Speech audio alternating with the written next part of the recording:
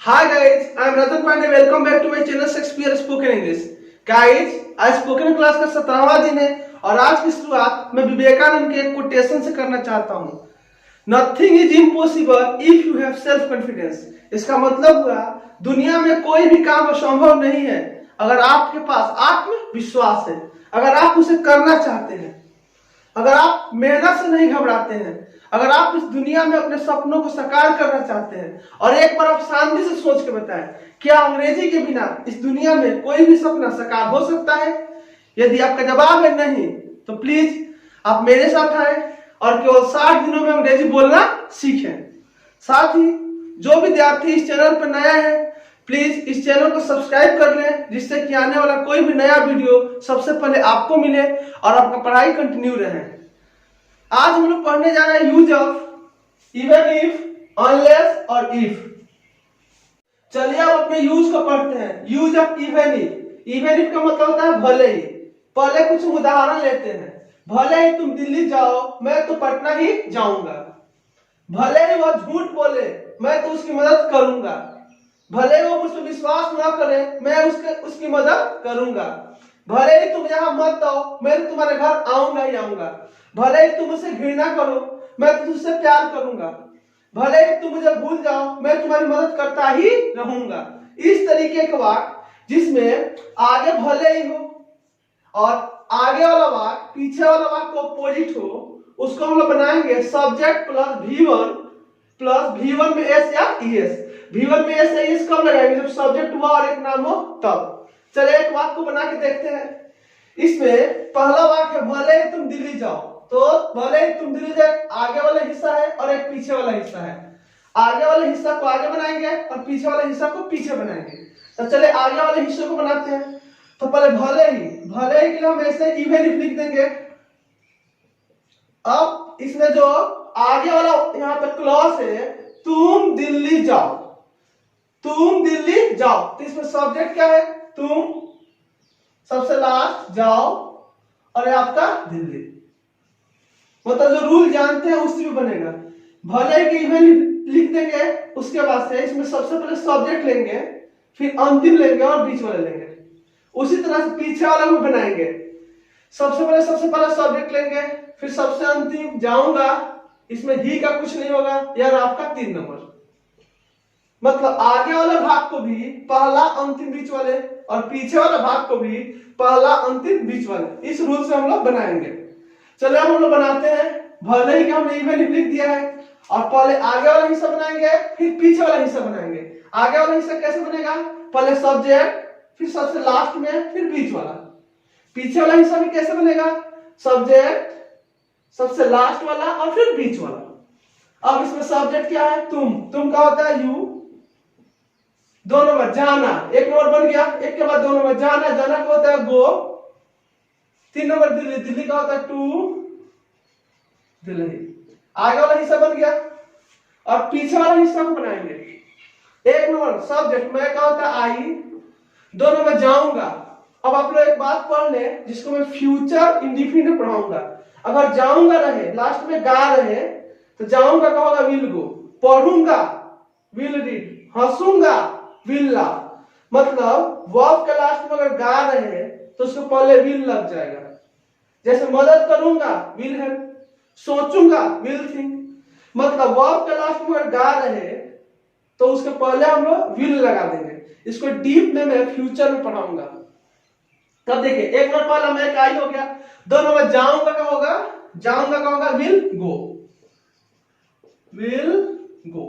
और 3 नंबर पटना होगा to Patna. Clear? हाँ, मडर में हर जगह आई के साथ विल ही लग रहा है। ऐसे आप सेल भी लगा देंगे तो गलत नहीं है। 2 नंबर आपको बनाते हैं। भले ही वह झूठ बोले, तो पहले भले ही हो गया। भले ही का होगा इवन इफ।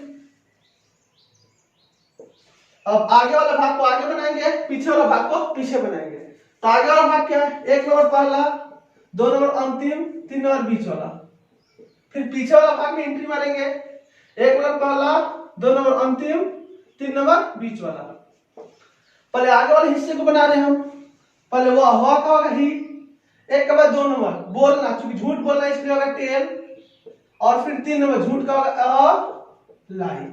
फिर मैंने बोला है कि इवन इफ के बाद सब्जेक्ट प्लस V1 या V1 में एस या एस लगेगा। V1 में एस या एस कब लगेगा? जब सब्जेक्ट वह और एक नाम हो। तो यहाँ पर सब्जेक्ट वह है इसलिए यहाँ पे एस लग जाएगा। इसको मैं प्रेजेंट इंडेफिनिट टेंस में काफी गहराई से पढ़ाऊंगा, तो इसलिए यहाँ पे एस लग गया। अब दूसरे भाग को बना रहे हैं। मैं क्या होगा आई, एक के बाद दोनों और बनता है मदद करना। मदद करूंगा क्या होगा यहाँ पे विल हेल्प, और 3 नंबर उसकी क्या होगा हिम या her। चले अब हम लोग पढ़ते हैं यूज ऑफ ऑनलेस। ऑनलेस का हिंदी में नहीं होता है जब तक और नहीं, मतलब आगे जब तक होगा और वाक निगेटिव होगा। ऑनलेस का हिंदी में नहीं होता है। तो पहले कुछ हम उदाहरण लेते हैं। जब तक तुम आगरा नहीं जाओगे तुम ताजमहल नहीं देखोगे। जब तक तुम मन से नहीं पढ़ोगे एक नौकरी नहीं पाओगे। जब तक वो यहाँ नहीं आएगा मैं उसकी मदद नहीं करूंगा। इस तरीके से बात जो शुरू हो जब तक से, साथ में इसमें नहीं भी जरूर रहे, नहीं रहना चाहिए, तो उसको हम लोग बनाएंगे ऑनलेस से। उसको हम लोग बनाएंगे ऑनलेस से। तो पहले इस वाक्य में भी 2 भाग होंगे। एक भाग जब तक से जुड़ा होगा और एक भाग ऐसे ही रहेगा। तो जो भाग जब तक से जुड़ा होगा उसको सब्जेक्ट में V1 या V5 से बनाएंगे, मतलब वर्ब में से एस लगाएंगे। भले ये देखने में गागे की होगा लेकिन ये प्रेजेंट का वाक्य है। इसको V1 या V5 से बनाएंगे। हाँ, इसको फ्यूचर की तरह बनाएंगे। एक मैं बना ले रहा हूं और आपको सावधानी से पढ़ेंगे क्योंकि लंबा सेंटेंसेस है। पहले आगे वाला को बना रहा हूं। पहले आगे वाला जब तक के लिए और नहीं के लिए। जब तक के लिए नहीं के लिए आगे लिखा जाएगा ऑनलेस। ऑनलेस हमने लिखा तो इसमें जब तक और नहीं दोनों आ गया। इसमें नहीं के लिए अलग से नॉट नहीं लिखना है। जब तक लिखने से ही, ऑनलेस लिखने से ही जब तक और नहीं दोनों आ गया। अब वाक्य क्या बचा आगे वाला भाग में? आगे वाला भाग में वाक्य बचा तुम आगरा जाओगे। 1 नंबर बनेगा तुम, 2 नंबर जाओगे, 3 नंबर आगरा। जब आगे वाला भाग को बनाएंगे तो पहले जब तक के लिए लिखेंगे ऑनलेस, तो इसमें नहीं भी आ जाएगा क्योंकि ऑनलेस का मतलब होता है जब तक नहीं। इसमें नहीं के लिए अलग से नॉट नहीं लिखेंगे। और आगे वाला भाग को बनाएंगे तो सब्जेक्ट 1 नंबर, लास्ट और बीच नंबर। 1 नंबर तुम का होगा यू और लास्ट जाना का होगा गो। 3 नंबर आगरा का होगा टू आगरा। अभी मैंने आपको बताया कि जाओगे का होता है, यहाँ पे देखोगे का होता है विल सी विल गो। लेकिन जो वाक्य जब तक से शुरू हो इसमें हम विल का प्रयोग नहीं करेंगे, यह प्रेजेंट का वाक्य होगा। चूंकि यह वाक्य जब तक से शुरू हुआ है इसलिए जाओगे का विल गो होता है, उसके बावजूद भी यहाँ पे विल का प्रयोग नहीं होगा। विल का प्रयोग इधर होगा क्योंकि यह वाक्य जब तक से शुरू नहीं है। इस सब बातें को आप लोग ध्यान से पढ़ेंगे। हाँ, दूसरा वाक्य बना लेगा। 1 नंबर तुम, 2 नंबर अंतिम, 3 नंबर बीच वाला। तुम का यहाँ पे होगा यू, अंतिम देखोगे। हम जानते हैं देखोगे का होगा विल सी, पढ़ोगे का विल रीड। तो देखोगे में लिख दिया विल सी। और 3 नंबर ताजमहल का द ताजमहल। चूंकि वाक्य निगेटिव है इसलिए विल के बाद नॉट लगा दिया। क्लियर हो गया? और एक बार बता दो, जब वाक्य जब तक से शुरू हो तो भले ही लास्ट में गा गे गी हो लेकिन उसमें विल का प्रयोग हम लोग नहीं करेंगे। इस बात को आप लोग याद रखेंगे। चूंकि आप जब तक से शुरू नहीं है इसलिए इसमें विल का प्रयोग होगा। क्लियर है? दूसरा वाक्य बनाते हैं। पहले जब तक और नहीं के लिए हमने लिख दिया ऑनलेस। तो क्या हो गया? राधा मन से पढ़ेगी। 1 नंबर पहला, 2 नंबर पढ़ेगी, 3 नंबर मन से। पहला राधा का हो गया राधा, और पढ़ेगी का हो गया आपका रीड, और मन से का होगा बाई हर्ट। हमने बताया है कि वह और एक नाम हो तो वर्ब में एस लगेगा, इसलिए आप रीड में हो जाएगा रीड्स। क्लियर? आप इसको बनाएंगे। वह एक नौकरी नहीं पाएगी। 1 नंबर होगा वह, 2 नंबर पाएगी, 3 नंबर एक नौकरी। वह का होगा आपका सी, अब पाएगी क्या होगा विल गेट, नौकरी का होगा ए जॉब। चूंकि अब आप निगेटिव है इसलिए विल के बाद नॉट लग जाएगा। चले अब हम यूज पढ़ते हैं इफ का। इफ का मतलब यदि चाहे अगर। पहले कुछ उदाहरण लेते हैं। अगर वो आएगा तो मैं उसकी मदद करूंगा। अगर तुम मन से पढ़ोगे तो एक नौकरी पाओगे। अगर तुम अंग्रेजी सीखोगे तो समाज में इज्जत पाओगे। अगर तुम पटना जाओगे तो चिड़ियाघर देखोगे। इस तरीके से बात, इसमें आगे वाला भाग में अगर हो और आगे वाला भाग पीछे वाला भाग के लिए एडवाइस देता हूं, तो उसको हम लोग कैसे बनाते हैं? उसको ही बनाने का सेम तरीका जो अभी ने सीखा था। आगे वाला भाग को आगे बनाएंगे और पीछे वाला भाग को पीछे बनाएंगे। पहले आगे वाला भाग बनाते हैं। पहले आगे वाला भाग बनाएंगे तो अगर के लिए तो आप लिख देंगे इफ। अब क्या हुआ आएगा, एक नंबर पहला, दो नंबर अंतिम, बीच वाला है नहीं। तो एक नंबर हुआ क्या होता है ही, और आगे का होता है कम। आगे का होता है कम।